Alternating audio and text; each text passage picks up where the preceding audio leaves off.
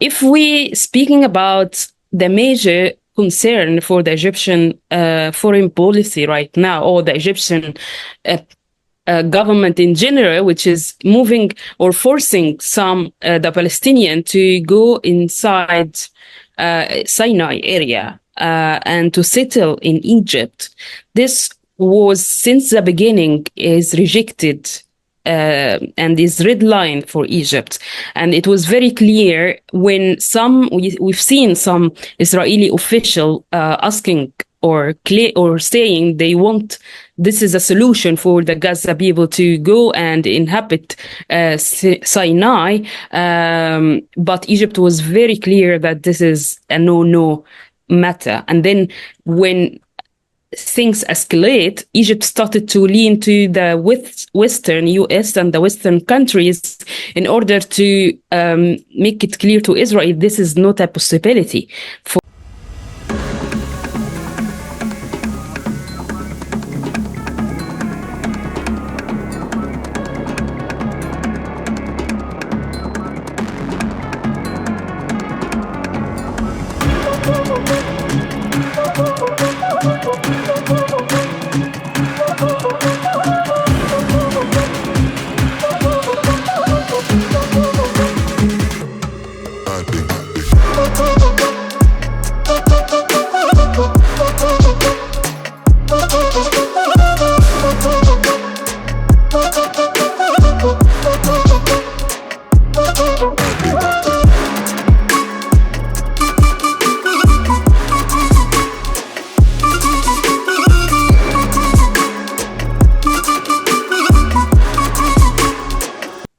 So good morning, good afternoon, good evening to everyone who is watching from wherever you are. And today we are going to discuss about Egyptian foreign policy and the Gaza conflict. And today for that, we have Shereen Sherif with us, who is a very experienced investigative broadcast journalist with a massive empirical lived experience in the current affairs of the MENA region.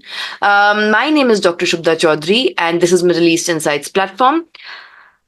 Egypt specifically is very important in what is happening over the past 1 year or even before that. During the time of Nasser, Egypt was the beacon of Arab nationalism in many of the wars with Israel, be it in 1956, 67, 73 and others. Egypt was a strong opponent. At the same time, Nasser's son-in-law Marwan also acted as a double agent for Mossad. That being said, in 1978, Egypt had a peace treaty with Israel, which was realized in 1979, the Camp David Accords. The president of Egypt, Anwar Sadat, was allegedly shot because of it, for having the peace negotiations with Israel. Over the period of time, what has happened is both Israel and Palestine are important for Egypt, specifically also the US pressure that is there on Egypt and the foreign policy. Under the Sisi government, Egypt has been more critical of Hamas. When Morsi was there for a year, it was comparatively much more favorable. Things right now are very fragile and vulnerable with the Philadelphia corridor, the Rafah border, and also the militancy that takes place in the Sinai Peninsula. So to speak more about it, I would request my speaker, Shereen ma'am, to help us understand that what exactly has changed in Egyptian foreign policy since the past 1 year. Well, I want to back from the point when you mentioned the treaty with Israel, between Egypt and Israel in 1979, when this shaped the foreign policy between Egypt and Israel and also Palestine, whether in Gaza or the Ramallah government or the Palestinian government. This treaty was a turning point, because at this point for Egypt started to sought to balance its national interest, and particularly related to its insecurity in the Sinai area, but also to support the Palestinian cause, which is very important for the Egyptian people, even if the government is sometimes have different attitude, if we can say that. Specifically, this effort has meant rejecting any direct responsibility of people in Gaza while supporting attempt to reach diplomatic settlement based of people of Gaza while for two-state solution. So mainly Egypt wanted to support the two-state solution at this point, so it keeps the balance for itself. But again, this hasn't been easy for Egypt, even before the war, because there is a lot of, as you mentioned, with different government, there was different attitude regard dealing with Hamas or cooperating with the Palestinian Authority or Israel, which always result in some conflicts, either in this side or in the other side. But with the war in Gaza since the 7th of October, these challenges has been bigger on Egypt and on the Egyptian leader. It had the Egyptian leaders on edge for many reasons. The biggest is the fear of displacing Gazan people to Sinai. Also the Rafah crossing and the control of Rafah crossing and Philadelphia corridor, as you mentioned. And during the war, helping and delivering aid through Rafah, the relationship between Hamas and the Egyptian regime and Israel, and trying to mediate in to stop the war or to negotiate the release of hostages. So there are a lot on the table for the current Egyptian authority, starting from this point, the 7th of October, of course. If we speaking about the major concern for the Egyptian foreign policy right now, or the Egyptian government in general, which is moving or forcing the Palestinian to go inside Sinai area and to settle in Egypt. This was since the beginning is rejected and is red line for Egypt. And it was very clear when we've seen some Israeli official asking or saying they want, this is a solution for the Gaza people to go and inhabit Sinai. But Egypt was very clear that this is a no matter. And then when things escalate, Egypt started to lean to the Western US and the Western countries in order to make it clear to Israel this is not a possibility for Egypt.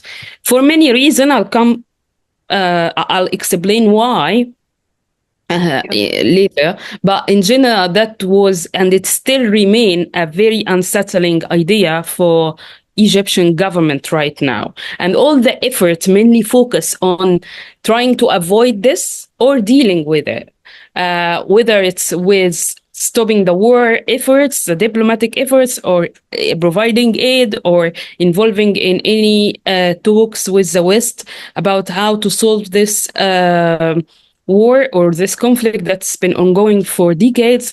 But in general, that's the main fear behind the Egyptian government efforts, if we can summarize in that way. Cairo attitude, that comes because Cairo attitude stems from the principle of solidarity with Palestinian cause. So, as I mentioned, there is a historical role for Egypt in the Egyptian in the Palestinian conflict, and that was started from even before the treaty in 1979.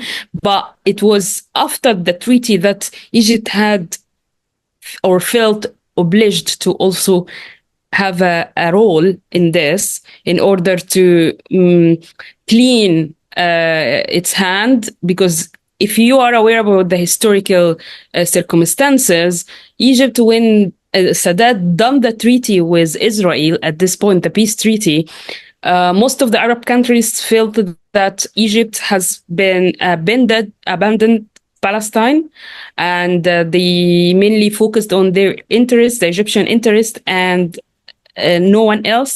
So since then, Egypt had to write many times to fix this image around in the Arab countries, and this was part of its goal all the time since then, with dealing with Palestinian Israel conflict.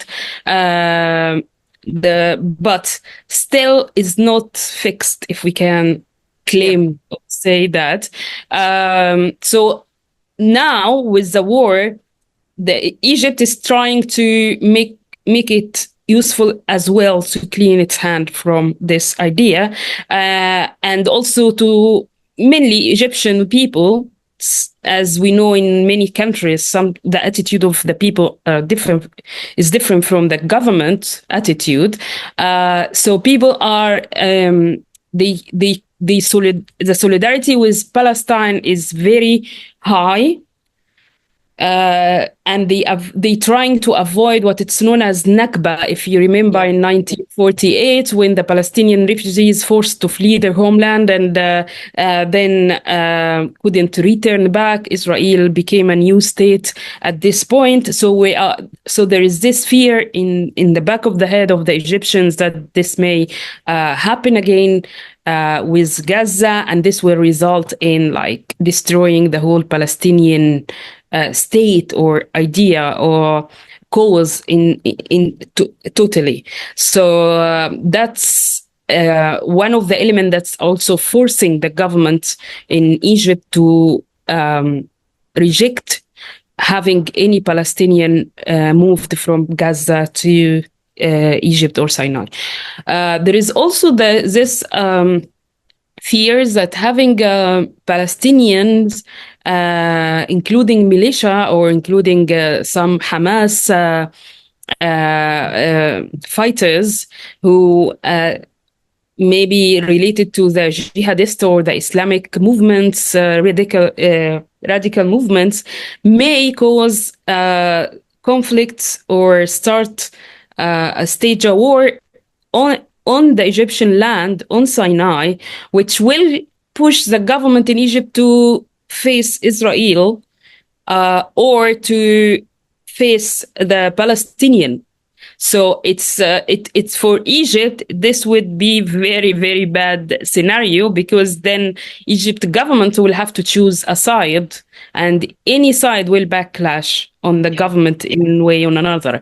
There is also this the Western since mid-October. So when the 7th of October started, the Western countries were repeating this claim about can be a solution that Gaza people can move to Sinai. But when Egypt explained to the Western countries its point of view and its fear and concerns, from mid-October, we've seen change in the attitude in the Western countries toward this idea. And actually, we've seen European leaders telling Israel that's not an option to happen.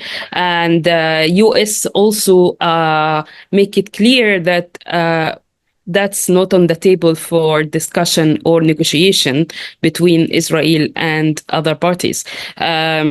So that's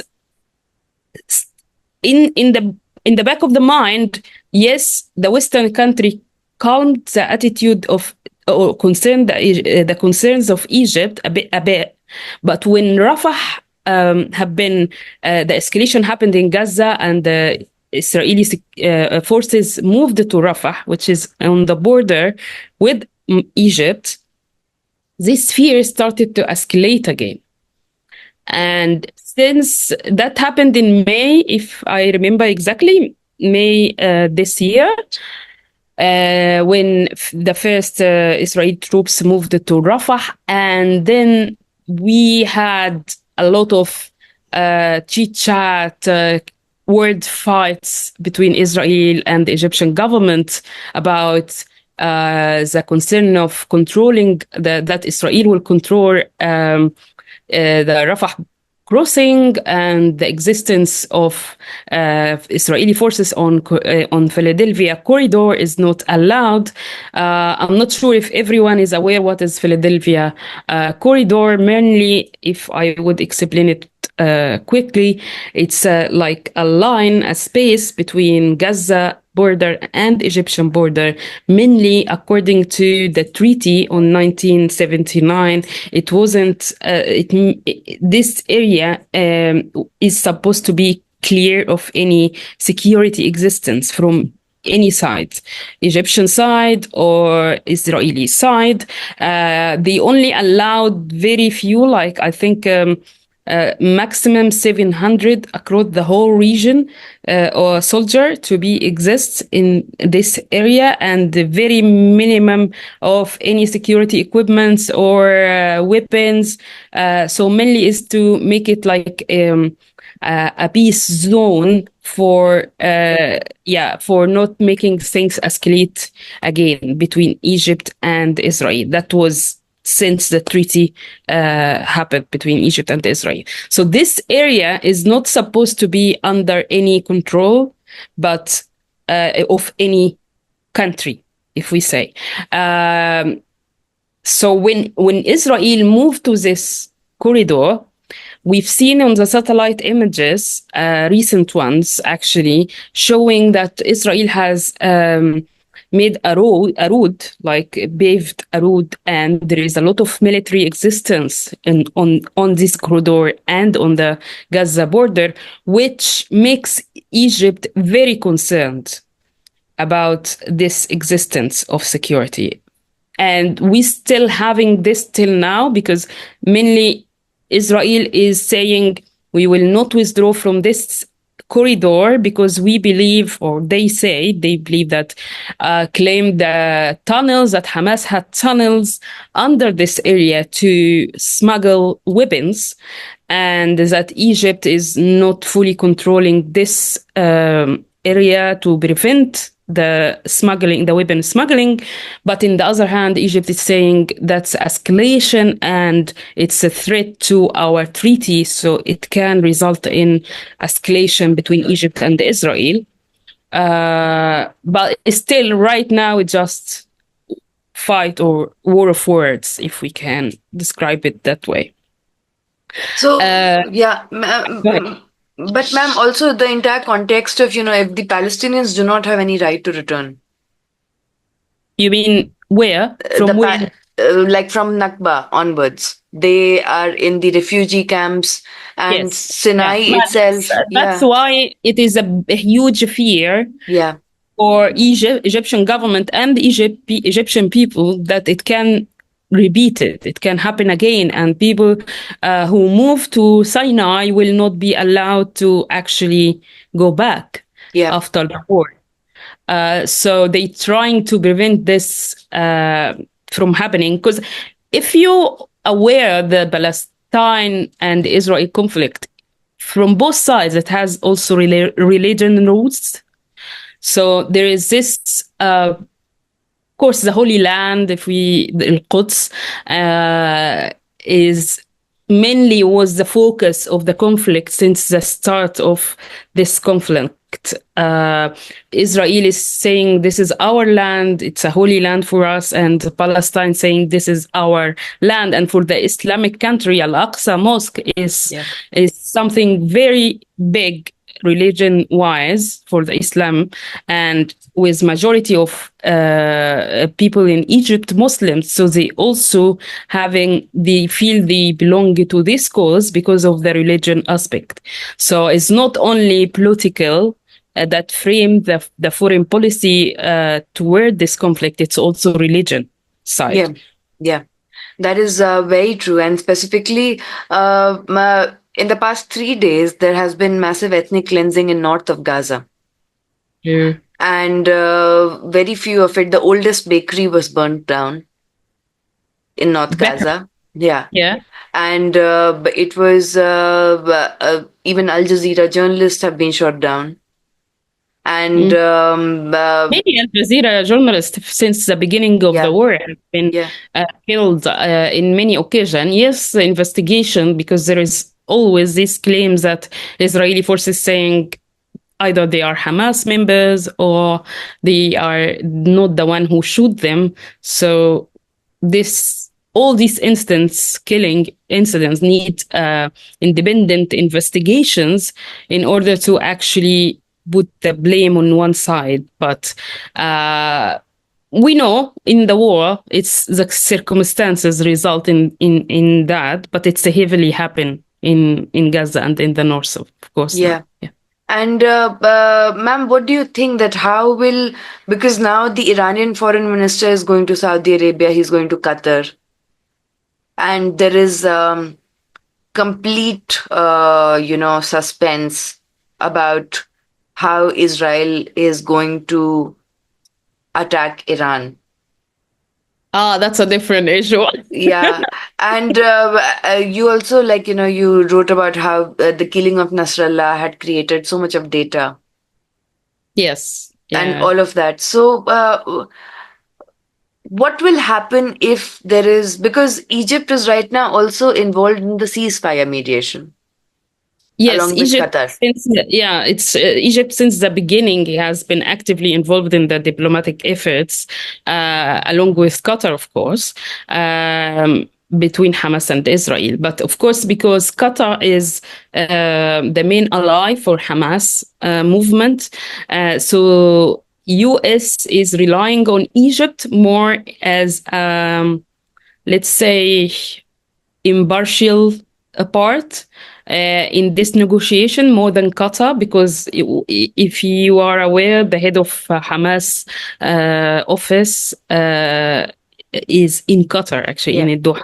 So Egypt is mainly the cornerstone of the negotiations between between Israel and Hamas, and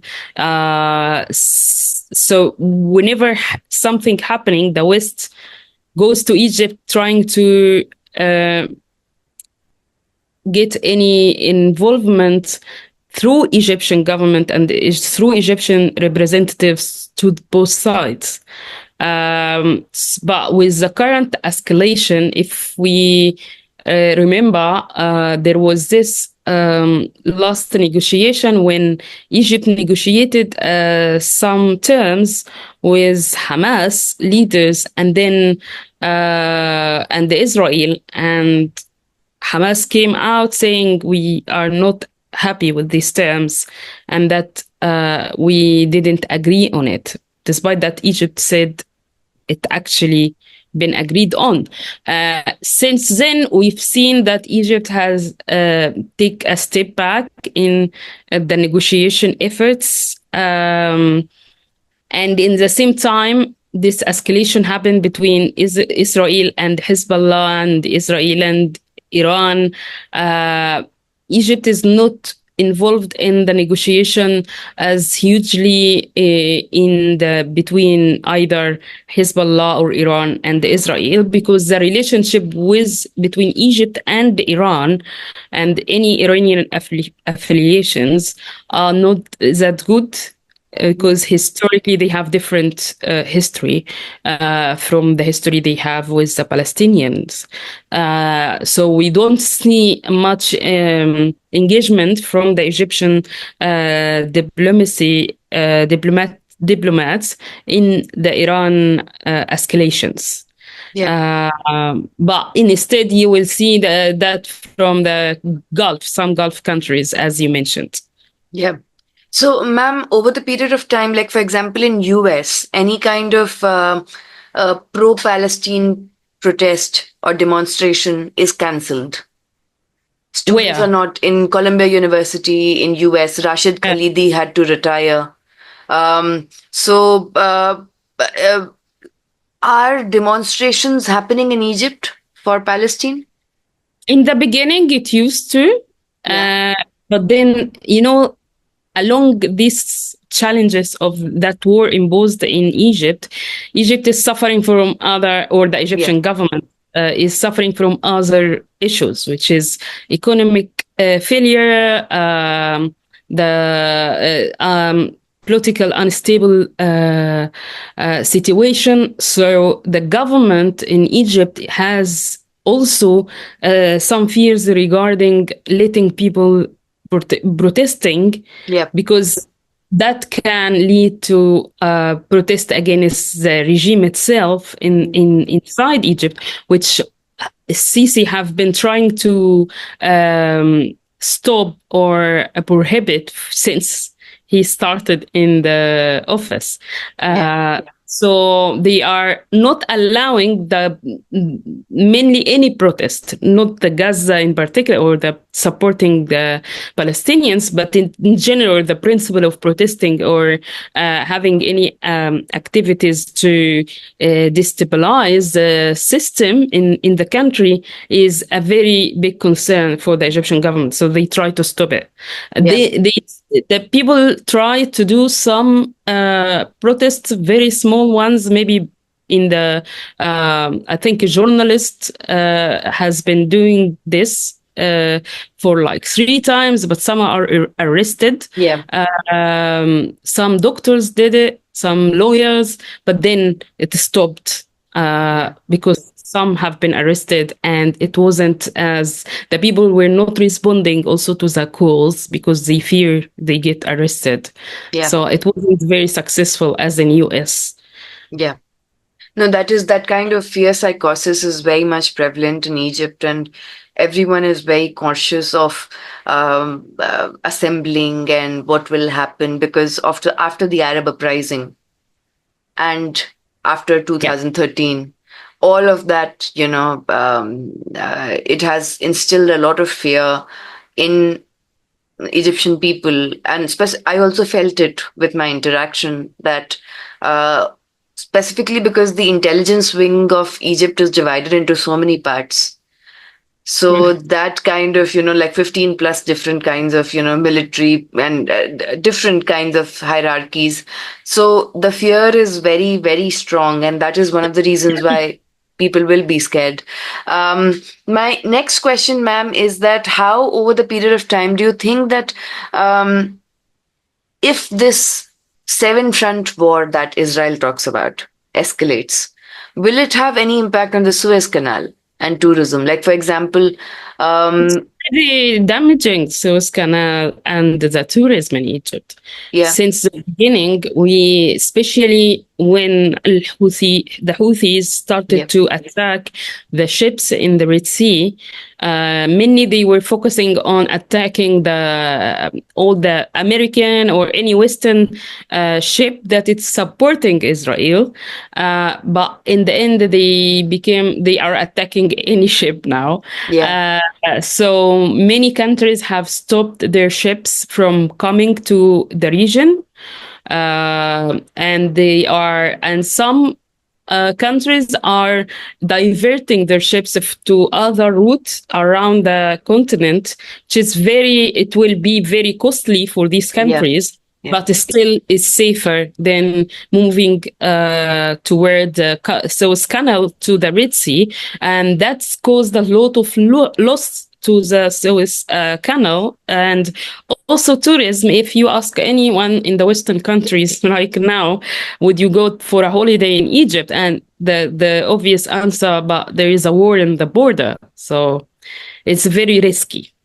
Yeah. And have been happening for a while now. Yes, the tourism still, there is some. We're not saying it's like 0%, but there is an impact, a negative impact on tourism in Egypt, which makes the government also involved or drawn with a lot of economic problems. Yeah.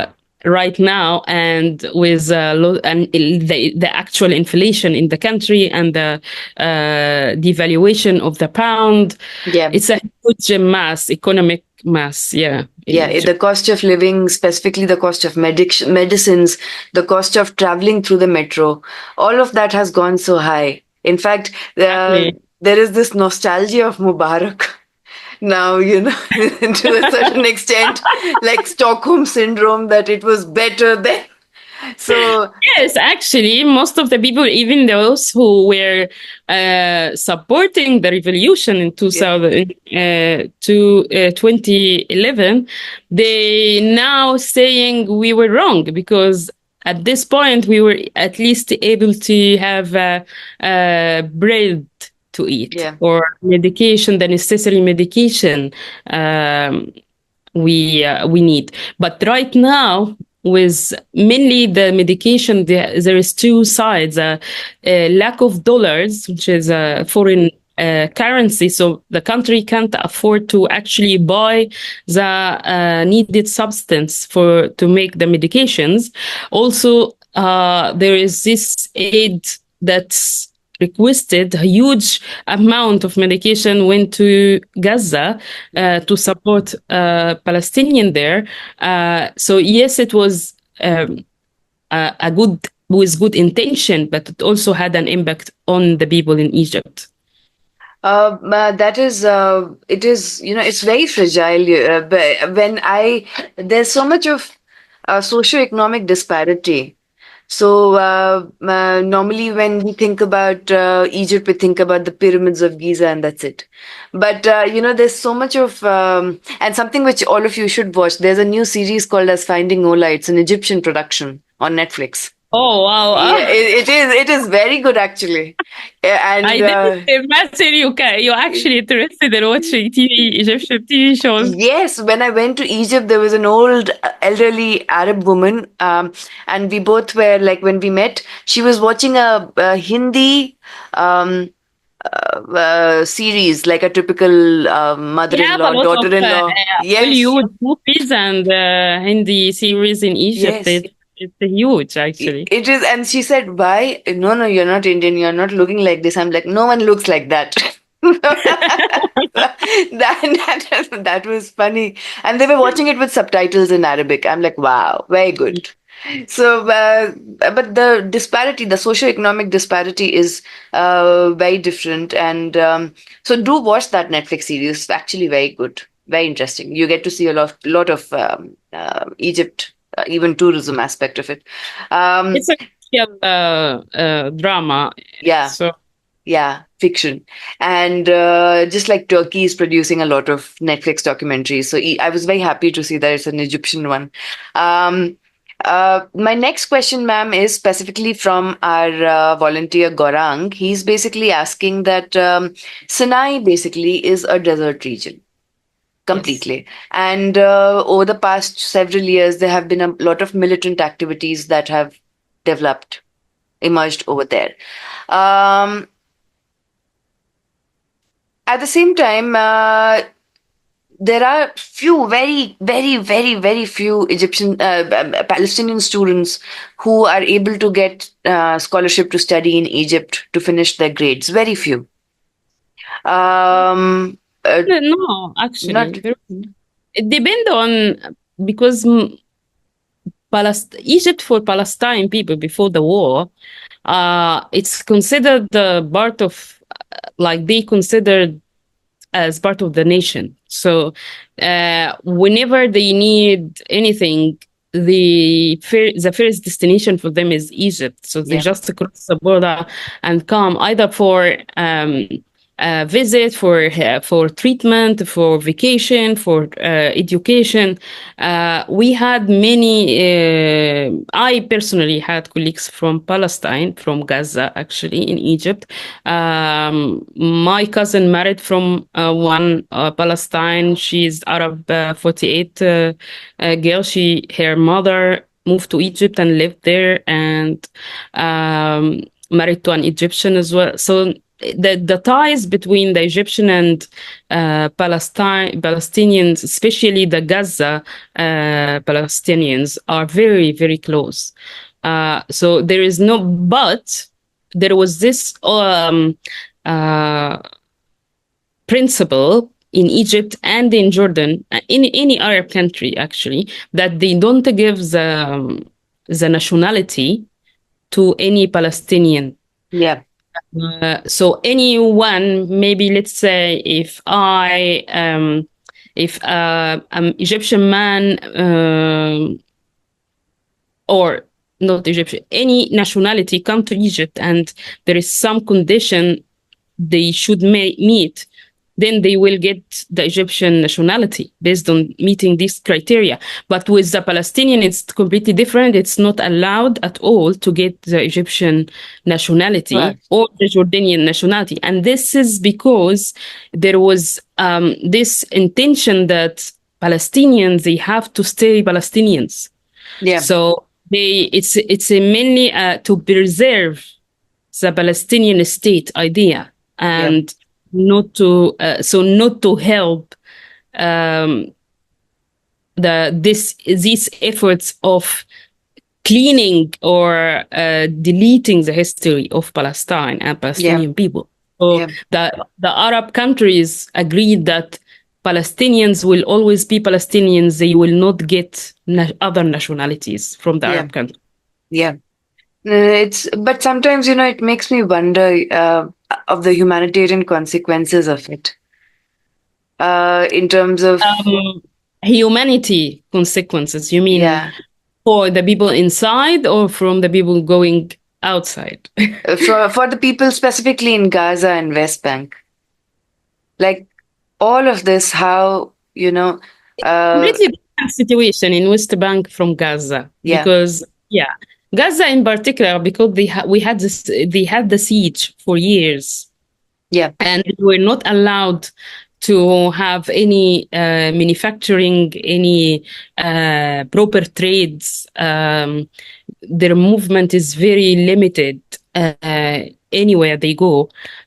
So it's from a humanitarian point of view, it was mainly the reason of the 7th of October.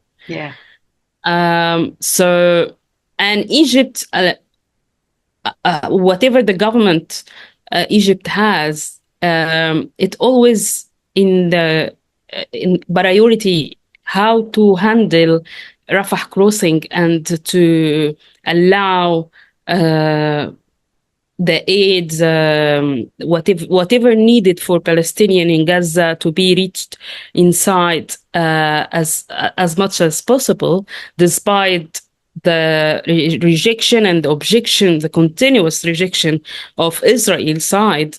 Egypt has always trying to balance this, so they don't get Israel upset, but also they will not let the Gaza Palestinians down.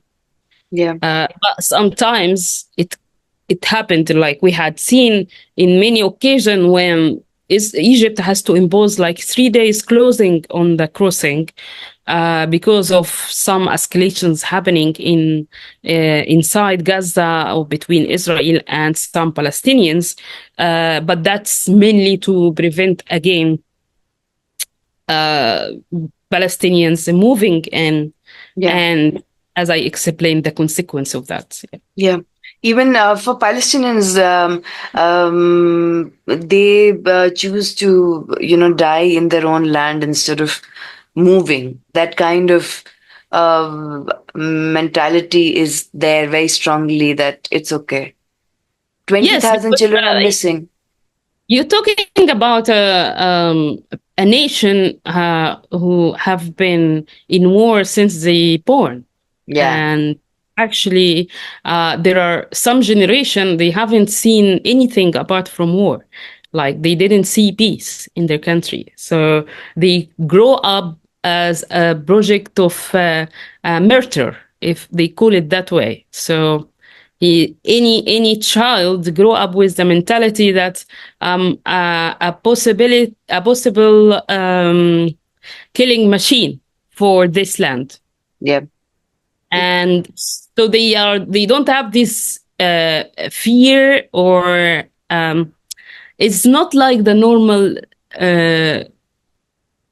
child who grew up in a normal, peaceful environment. So they hold their land with everything they got, because that's what matters to them since they born. They don't have anything more valuable in their mind. It is. I was listening to one of the spaces where a particular Gazan was speaking, those who, very few of them who have eSIMs, and he said that he's not fearful of death. He just doesn't want to be. He wants his body in one piece. He wants his body to be recognized after he's dead. He's writing his name at all parts of his body so that if the missile hits and his body is scattered and torn apart, people are still able to assemble his body in one piece. And that is the kind of, like the very dystopian reality that, it's so difficult to even understand, because in the same, time, there are so many different realities and fears that are operating for people. There is this survivor instinct that anyone will have in such circumstances. But when you get used to these losses, and it becomes a part of your daily routine to see. Yeah. Then you start to see things from different perspectives. It's not about this, and of course there is also the Islamic religion beliefs that they believe in another life, which is in heaven. So for them, it doesn't matter anymore this life. So what is important in this life is to keep the land and to be recognized either as a person or as a nation. Yeah. For what they sacrifice. So for us, any one of us who lived in a different kind of reality, we will not be able to get how this mentality reached this level, because you are not like I was lecturing in Lebanon about something in journalism, and I was showing a graphic video, like showing a video with some corpse blood. So normally we mentioned this in the beginning, so anyone who may be traumatized would say, or not to watch or not to proceed with that. So I mentioned this video will have some graphic content, so if you are not comfortable watching, don't or raise your hand. And I had the students laughing at me, because mainly one of the students were saying, ma'am, we are having these corpses as comic every day in the morning on WhatsApp. Yeah. So that's a level of dealing with this traumatic reality that we can't cope with because we haven't been in this side. What, like in terms of how has the Arab, or leave it, how has the Palestinian question now changed in UK specifically? How do people look at it now? Actually, it's since the war, it has been a huge change in the attitude toward the conflict. Because in the beginning, even here, the media in UK, with the BBC or any other media, Sky or other media, they didn't really understand the context of what happened in 7th of October. And they were seeing this terrible event as something that it's catastrophic. It can't be happening. So there was this very aggressive attitude toward Palestinians and Hamas in the beginning. And this was also reflected in the people in the street, the views of them. But later, with all what happened afterwards, and a lot of war discrimination happened, and the proven ones by many UN bodies and NGOs proven discrimination by Israeli forces. And the media started to show this incidents and to explain what actually happening to the Palestinian inside. There is a change in the street.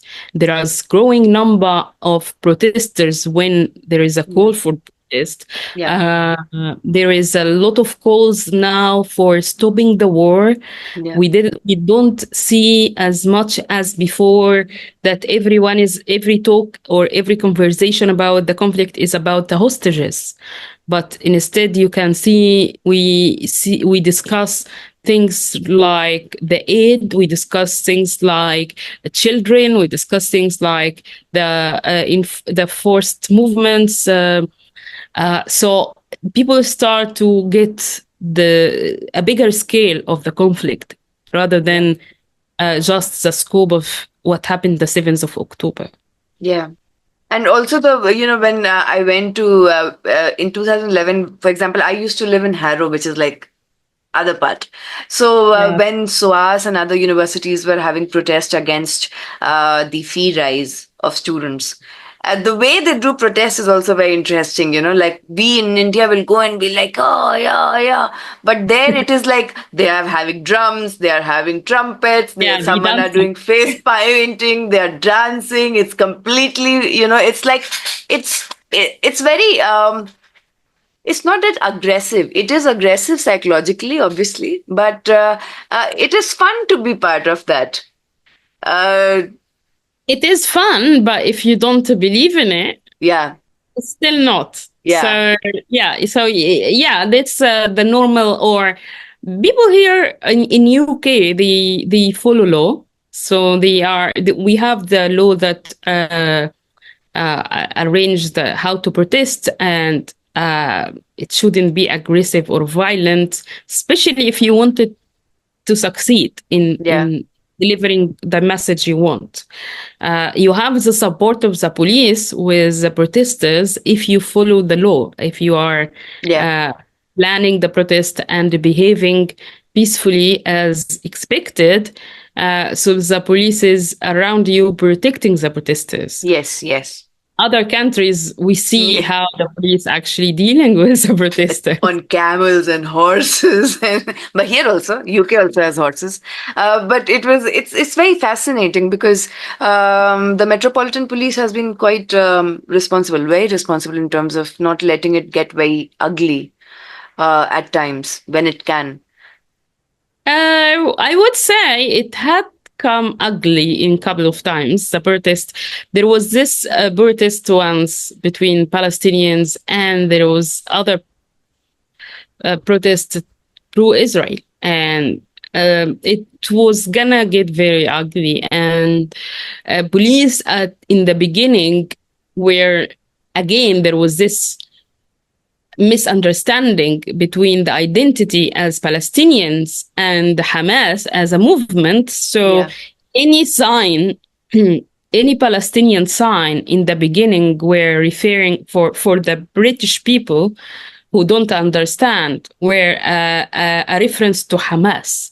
So even the Palestinian flag itself. So in some protests in the beginning, we've seen police arresting people because they were Palestinian flag or have the and it was a massive mass at this point, because again, that's a nationality identity. It's a national identity. It is not related to the political movement itself, but it took time until this misunderstanding is cleared, and then the protests started to be again peaceful and calm. No, it is. There was this one stand-up comedian. He said that I am very, very, very scared to put a Palestinian flag outside of my house. So everyone asked him why. So he said, because that tells the Israelis that they can come and take my home. Not really, that's a joke. But no. Here, right now, it's okay. In the beginning of the war, yes, it was a bit frightening to show any support by any to Palestine, but I think that's over now. We haven't seen it for a while in UK. Yeah. Yeah, it is quite, that many societies, even Cambridge University, for example, the kind of protest movements that took place, and in US, most of the European countries, in India also, in few quarters we have protests, not very strongly though. There are many reasons behind it. But one thing which continues to always it reminds me that when 7th of October took place, I asked a Palestinian uh, about his view. And he said that when two elephants fight, it is the grass that suffers. Yeah. So that was the only line he told me. So the things are very difficult every day, every night. At the same time, the Israeli hostages are not back. I don't know if anyone really cares about them anymore, but um, the kind of trauma and the kind of collective trauma now that is, I think, will affect all 7 countries and more. True. Yeah, We are seeing like a regional war right now, I yeah, would say. It's in many areas, and there is a possibility, huge possibility of escalation in yeah, many of them, actually. So uh, we don't know how it will end, but yeah. yeah. With Let's, Netanyahu, yeah, giving yes. a call to Biden, and then they're talking about God knows what. I don't know what they'll do with the uh, region. But with this, ma'am, thank you so much for your time. Shukran, Thank you for having Habibti. me. Yeah, Afwan. Shukran, Habibti. And Thank thank you so much for, giving your insight. And we are very privileged to have you. It's for the first time that my students It's are. my privilege. It's my Thank. privilege. I'm really glad that we can discuss this issue in this other part of the world, Yes. which Yeah. is rich of its history and culture as well. Yeah. So it's good to get to know each other Yeah. uh, in this kind of forms. I really like the idea. Very nice. Shukran.